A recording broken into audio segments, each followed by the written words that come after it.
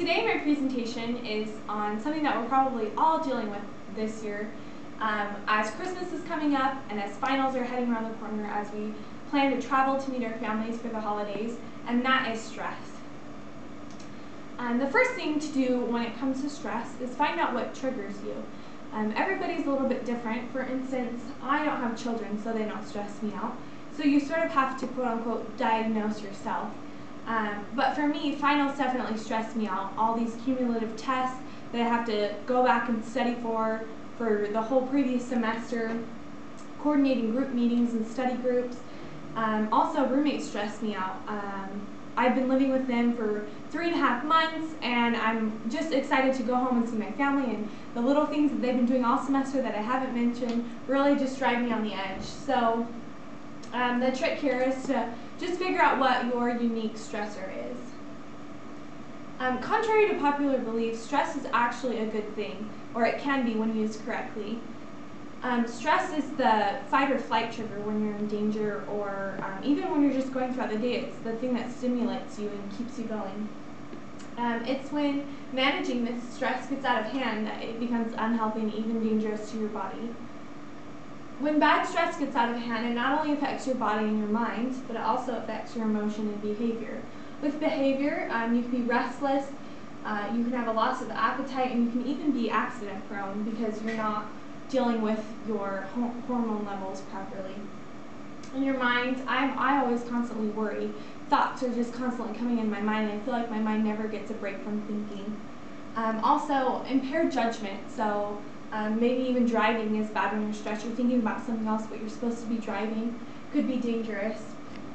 For your body, I know I also get muscle aches and headaches often when I'm stressed, and I feel fatigued and not ready to go through the rest of the day when I have other things on my mind.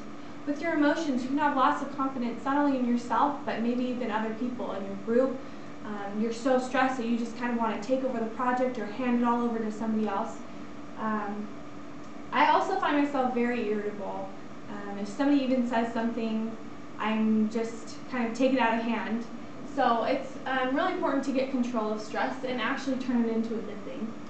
So tips to cope with stress so that it won't become harmful for yourself and even others. The number one thing that doctors and dietitians have said is to exercise regularly and eat a healthy diet. Now, eating a healthy diet doesn't mean that you go on a diet or you don't eat certain things. It just means that you put things in your body, or you eat things that are only going to uplift it. Exercising regularly, getting that daily motivation is something that's really important. Also, getting enough sleep is extremely important.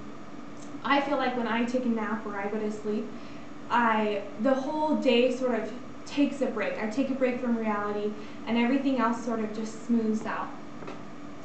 Another thing that doctors have said is meditation and yoga work. Just taking a break, not actually sleeping, but thinking about nothing is also helpful.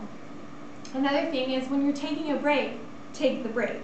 I know that sounds sort of funny, but when you're taking a lunch break at work or at school, actually take that break. Don't think about work or school or your kids at home or what they're doing. Take a break and relax for a minute.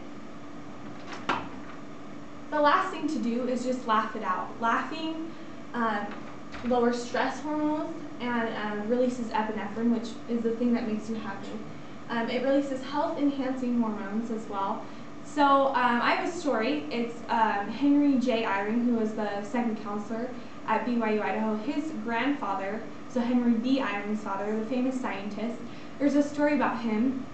He was going, and for their ward service project, they had to pull out a bunch of weeds. And so he actually had cancer at the time, and so he was very lethargic and very sick, but he was such a diligent man with service that he went anyways. He spent probably 1 to 2 hours pulling this row of weeds, and nobody was around him. He was just by himself. And one of the workers came along and said, "Oh no, Brother Eyring, those weeds have already had pesticides poured on them, so they didn't need to be weeded." So he spent those 2 hours weeding, and nothing happened, and he laughed.